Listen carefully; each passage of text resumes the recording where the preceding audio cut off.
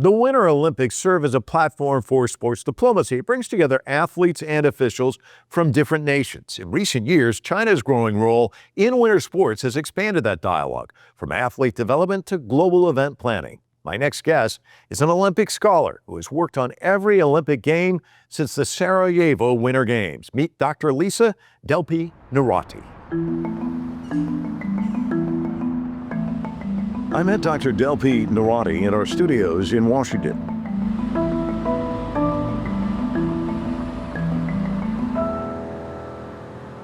Lisa, it's great to see you again. I think the last time we spoke, it was during the pandemic and we had to do this, but I remember how fondly you spoke about Sarajevo, your first Winter Olympics. So this is something you've been charting and looking at for decades now. How has the landscape changed, would you say? Well, the IOC has put a big effort on sustainability. And so these games in Milan Cortina are spread out over 6 locations. And that's going to be a big change and for the spectators and the athletes. So I'm a little concerned that the athletes are not going to get the full Olympic experience being in a village for those that are not are in between Cortina and Milan. But I know they're doing everything possible to make it a great experience. And the venues are going to be amazing. Dr. Lisa Delpy Neirotti is the director of the sports management program at the George Washington University School of Business. She has been teaching sport events and tourism management programs at the university for more than 30 years.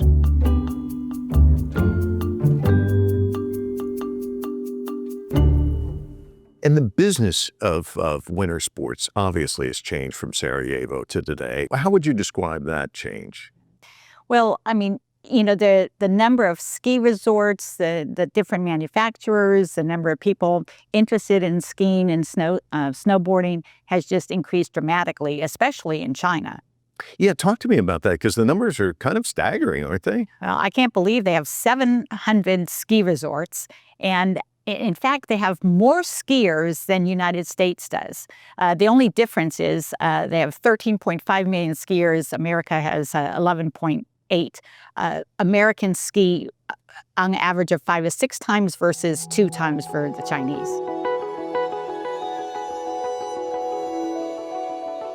China became the first country to host both the Summer and Winter Olympic Games in 2008 and 2022. The Beijing 2022 Winter Olympics helped introduce winter sports to hundreds of millions of people in a country with limited natural snowfall in many regions. How has it changed, would you say, because of the Winter Olympics? Because suddenly now it's the showcase. China's the showcase for the world when it comes to winter sports. And I don't think before that people kind of thought of China as a winter sports haven.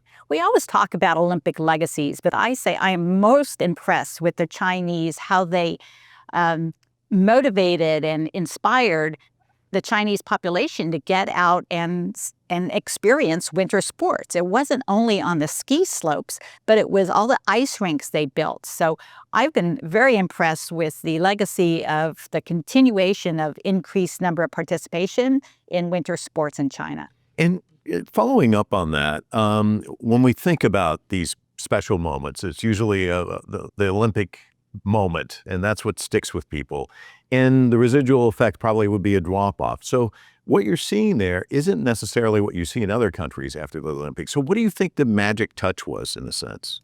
Yeah, typically we always see a big increase in, say, gymnastics or swimming or skiing right after the Olympic Games. But the Chinese government really put a concerted effort to make a long-term campaign about winter sports. And, you know, I honestly thought that it would drop off, but I'm so pleased to see it hasn't. And I think because they've invested so much in the ski industry and ANTA and all of the local manufacturers as well as international have really pumped money into the industry. Following Beijing 2022, China reported more than 300 million people participating in winter sports, boosting domestic demand and related industries.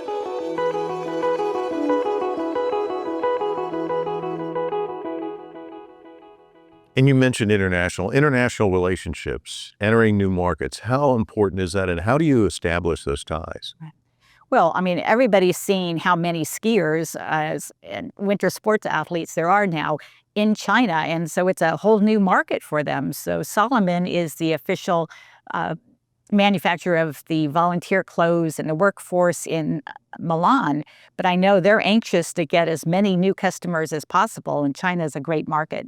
On top of that, you have Aspen and Switzerland and Italy. They're all looking for new skiers to come to their resorts, and so I see a lot more targeted marketing to the Chinese to come ski outside of China. It's interesting. I was in Kentucky years back, and this family had a small little cottage business where there were accessories for skiing. And suddenly the Chinese market just exploded, and they were talking about that.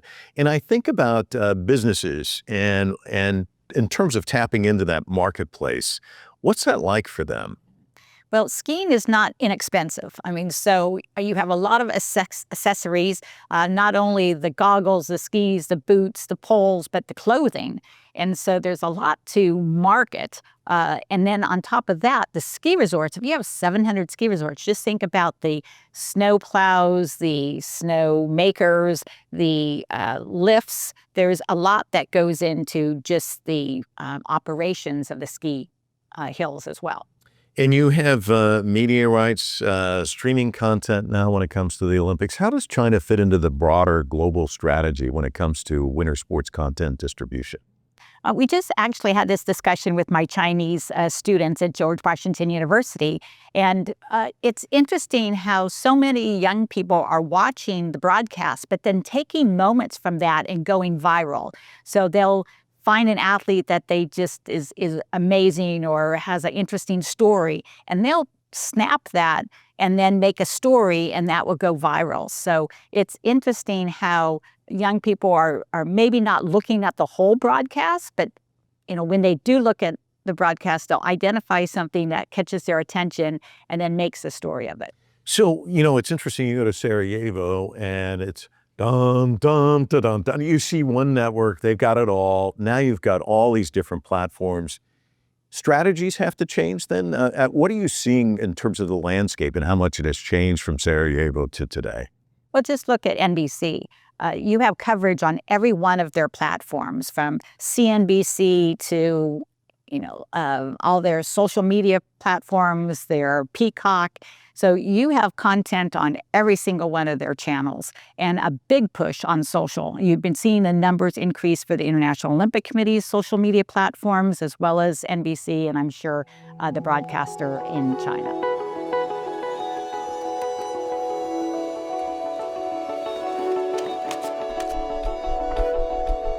The Winter Olympics serve as a platform for sports diplomacy, bringing together athletes and officials from rival nations in peaceful competition.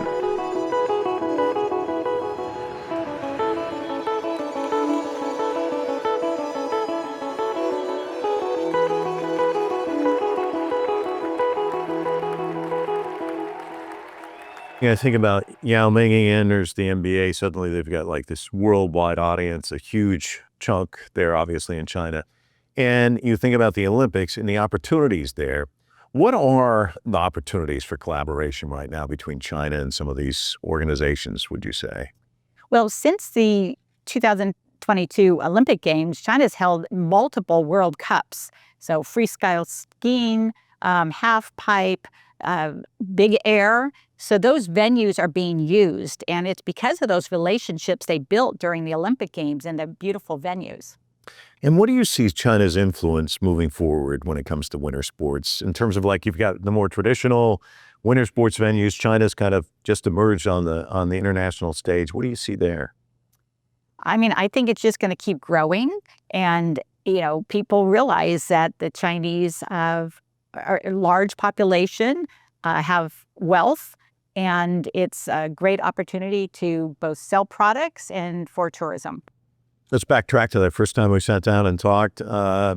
We did the elbows. It was the coronavirus was like coursing across the world. I know you had concerns about maybe you weren't going to be able to make it to the Olympics. So take us back to then and then talk to us about now, because I know you're gearing up to go to Milan. Right.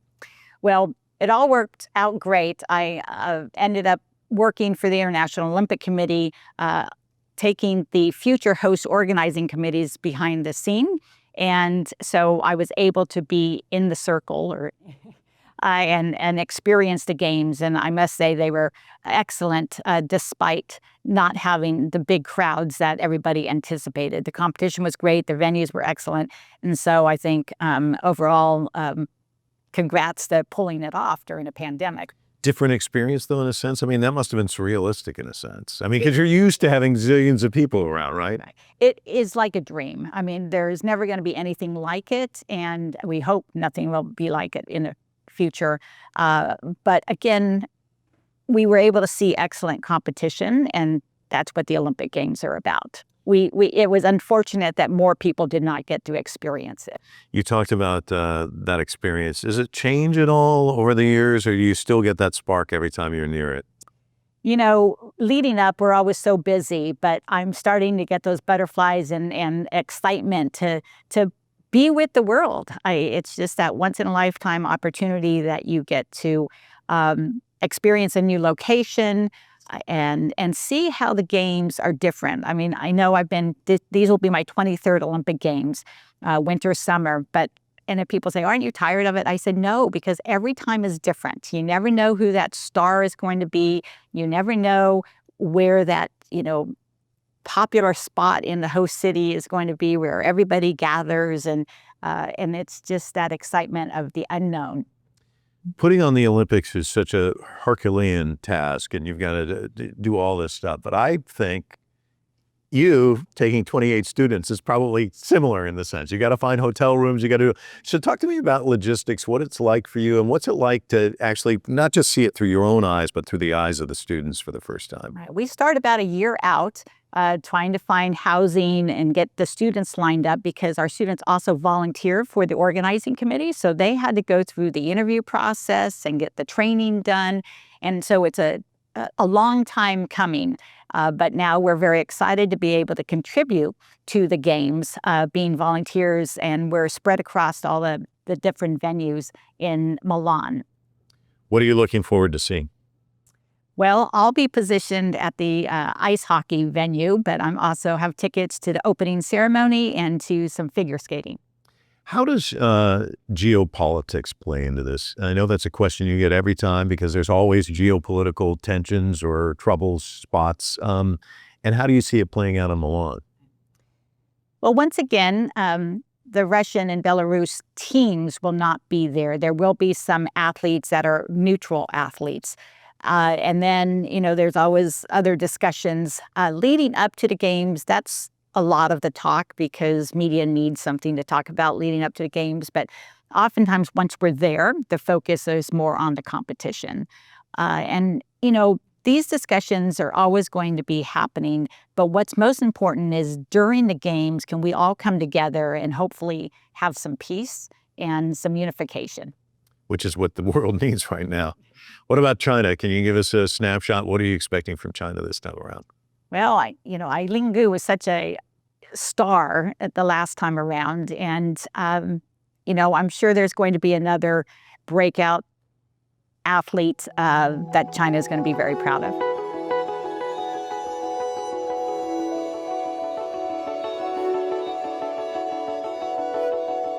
As climate change affects snowfall, countries including China are increasingly collaborating on artificial snow, green venues, and sustainable winter sports solutions.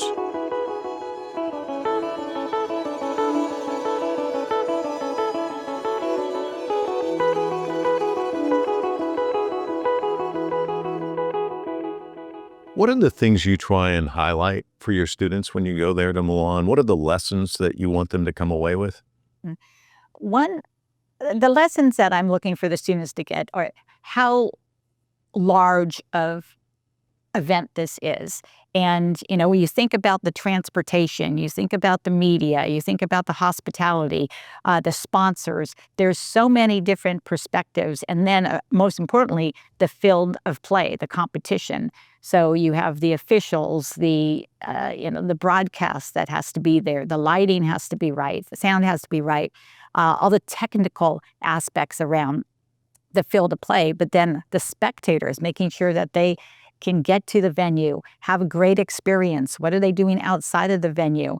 And then these games are more complicated because they're in 6 different locations. So you have the Olympic Village in Milan, and then you have a temporary one in Cortina that is sustainable because they're all trailers that they come in, then they'll take them all away at the end of the games, and then they're using existing hotels for the other villages. But just think about making sure all the food is accurate for all the different nationalities that are going to be in all these different 6 locations. We've talked about the efforts that you have to take to plan a year out, where you're going to go, all of that, the logistics. And one of the things that always becomes a story about I shouldn't say one of the things that always, but oftentimes I think of Sochi, like people show up, the buildings aren't ready. I think of, Brazil, I believe the stadiums weren't right. There's always this fear that you don't have everything in line beforehand. Can you talk to me about what are some of the problems that countries run into when it comes to setting up for something as grand as this? Well, if I'm sure you've heard in the news that the ice arena, the only new real facility besides the bob and luge run in Cortina that was built, was delayed, and it did not have the best specs, what the NHL would like. So, those situations, but they can play on it. It's going to be a great ice rink for the spectators to see. And, every games always has some challenges. Overall, I think Milan Cortina has done a great job in preparation. And they've also been very thoughtful about how to keep the game sustainable.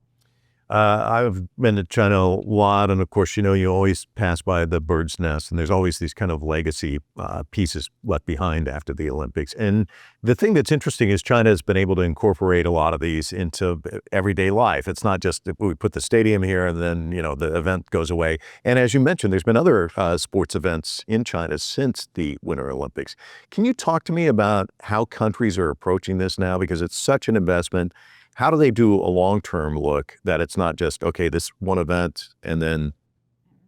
So all future host cities need to come to and meet with the IOC to discuss how these games fit into their long-term 25-year plan for that city. So it's not just, hey, we want to host the games and we can build it. It's really, why do you want to host the games, and how do these really help you in the long-term plan of your city? And I think China's done an excellent job in terms of reusing the facilities, the cube, how they've turned the water cube into a swim center for use, and also using it for conferences. I was there for an APEC meeting, and then they reused it for the Winter Games. So I love to see the reuse of the venues, and more people should take a cue from China. And China also had kind of a spread out philosophy about venues. Whereas back in the day, I think when you first started seeing it, everything was kind of centrally located. That's been a change as well, hasn't it? Yes, China did have venues spread out, but fortunately you have an excellent train system that was able to get people to the mountains within an hour and a half. I was very impressed with that. Milan is a different story. Milan Cortina, it's a minimum of 4.5 hours, whether you take the train system or drive, and we have been told to expect up to 8 hours. Got to factor in the rush hour traffic, right?